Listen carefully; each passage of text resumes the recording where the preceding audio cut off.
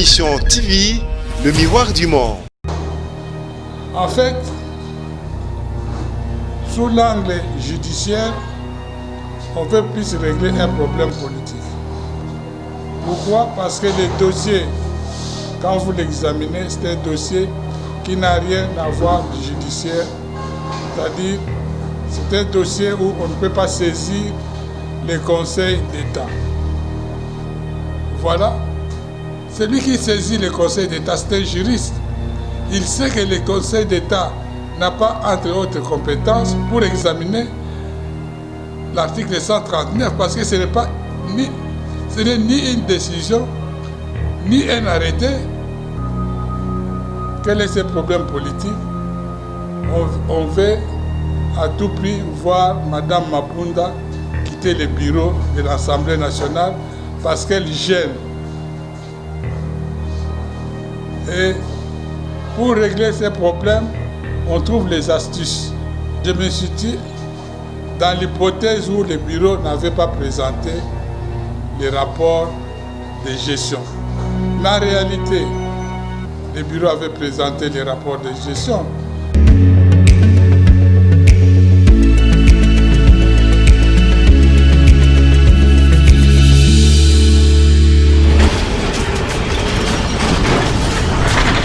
Ma Mission TV, le miroir du monde.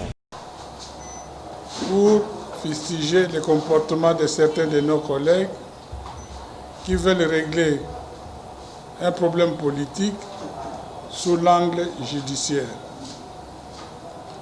En effet, un de nos collègues a saisi le Conseil d'État pour voir ces derniers de mettre le bureau au motif que le bureau aurait violé l'article 139 du règlement intérieur, alinéa 6. En fait, sous l'angle judiciaire, on veut plus régler un problème politique. Pourquoi? Parce que le dossier, quand vous l'examinez, c'est un dossier qui n'a rien à voir du judiciaire. C'est-à-dire, c'est un dossier où on ne peut pas saisir les conseils d'État. En effet, est-ce que quand le bureau ne respecte pas les prescrits de l'article 139 du règlement intérieur, l'organe compétent pour connaître ces litiges, c'est le Conseil d'État. Je crois que je vais vous donner lecture de l'article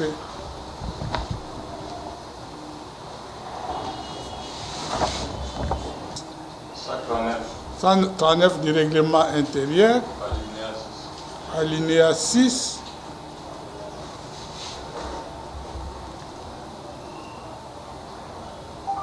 L'article 139, alinéa 6, est libellé comme suit. À la fin de chaque exercice budgétaire, le bureau présente à l'Assemblée plénière un rapport complet de la gestion financière de l'Assemblée nationale. Dans les 30 jours après l'ouverture de la session ordinaire de mars, passé ce délai, le bureau est réputé démissionnaire. Et c'est quand on viole cet article. La juridiction compétente et le Conseil d'État. Vous n'êtes pas des juristes, mais chaque juriste sait que le Conseil d'État est là pour examiner les décrets, les arrêtés, les édits et les ordonnances prises par le pouvoir central. Est-ce que le non-respect de l'article 139 est un édit? Est-ce que le non-respect de l'article 139 alinéa 6 est une décision? Est-ce que le non-respect de l'article 139 est un arrêté pour que l'Assemblée, le Conseil d'État puisse l'examiner. Voilà. Celui qui saisit le Conseil d'État, c'est un juriste. Il sait que le Conseil d'État n'a pas, entre autres compétences, pour examiner l'article 139, parce que ce n'est ni une décision, ni un arrêté, ni un édit. Quand le bureau de l'Assemblée nationale viole l'article 139, alinéa 6, il s'agit là d'une faute de gestion. Le tribunal compétent, on doit saisir le procureur général près la Cour de cassation. Mais jamais on peut saisir le Conseil d'État. Là, je m'inscris à faux. Alors, les collègues ayant constaté que le Conseil d'État n'était pas compétent, va trouver quelques astuces. Il va prétendre que le bureau de l'Assemblée nationale aurait pris une décision refusant de démissionner et que cette décision est reprise dans sa correspondance. Je vais vous donner la correspondance du 10 juillet 2020. Est-ce qu'on peut saisir le Conseil d'État parce qu'on a adressé une lettre à un député national pour dire que nous ne sommes pas d'accord avec votre position prise dans la lettre numéro telle. Notre collègue avait écrit une lettre au bureau de l'Assemblée nationale pour que cette dernière démissionne. L'Assemblée nationale, à travers son bureau, répond comme suit. Laissez-moi trouver le temps de lire la lettre.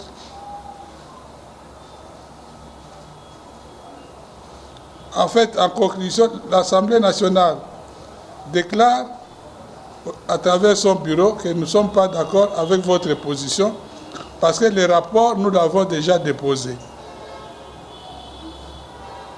Cette lettre est du 10 juillet 2020. Pour les collègues, cette lettre constitue une décision et c'est cette décision-là qu'on doit attaquer.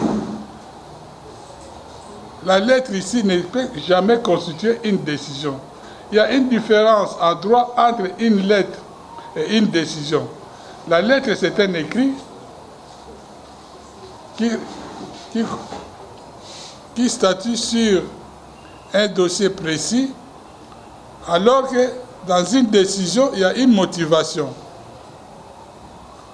Qu'est-ce qu'en réalité on veut régler? Les collègues veulent régler un problème politique. Quel est ce problème politique? On veut à tout prix voir Mme Mabunda quitter le bureau de l'Assemblée nationale parce qu'elle gêne. Et pour régler ces problèmes, on trouve les astuces. Les astuces qu'on trouve, c'est de chercher un dossier judiciaire pour que ce dossier puisse servir de l'appât. Nous qui sommes des légalistes, nous les députés qui voulons que les règlements intérieurs soient scrupuleusement respectés, nous nous mettons debout pour fustiger ces comportements. Qu'est-ce que nous voulons? Le bureau de l'Assemblée nationale, le règlement intérieur est clair, est là pour 5 ans. Et nous ne pouvons pas accepter que ces mandats puissent être réduits pour les besoins politiques. Nous ne pouvons pas accepter que ce mandat puisse être mis fin prématurément parce qu'on veut régler un problème politique. Nous voulons que Mme Mabunda, ayant été élue par la plénière, il n'y a que la plénière qui doit mettre fin à ses fonctions s'il y a faute lourde. Dans les cas d'espèce, il n'y a aucune faute lourde à sa charge et nous ne pouvons pas accepter qu'un groupe de députés puisse déstabiliser l'Assemblée nationale pour faire plaisir à certains opérateurs politiques. Voilà pourquoi nous disons que dans tous les cas de figure, le dossier de notre ami, de notre collègue, c'est un dossier vide qui n'aura pas gain de cause le 18.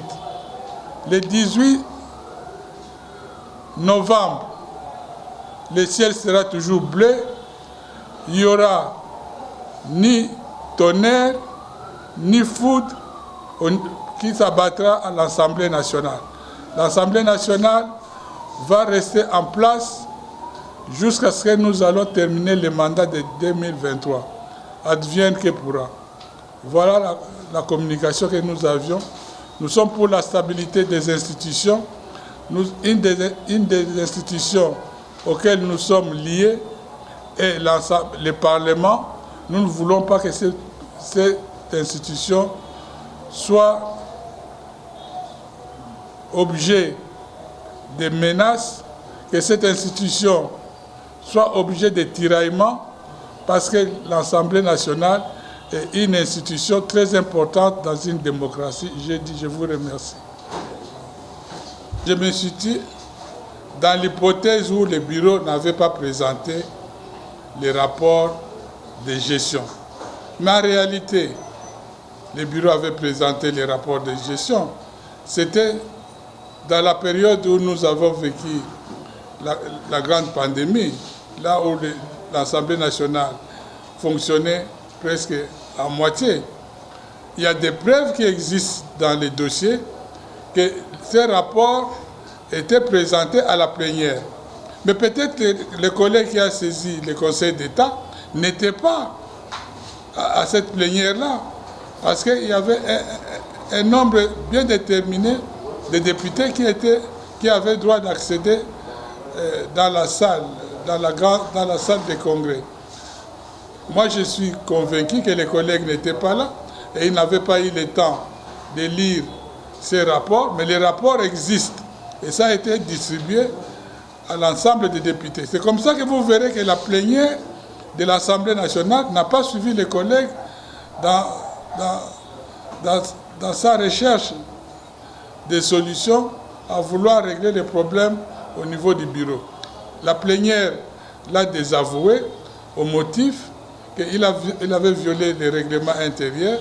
Ensuite, c'est parce que les rapports existent et que la plénière avait examiné ces rapports.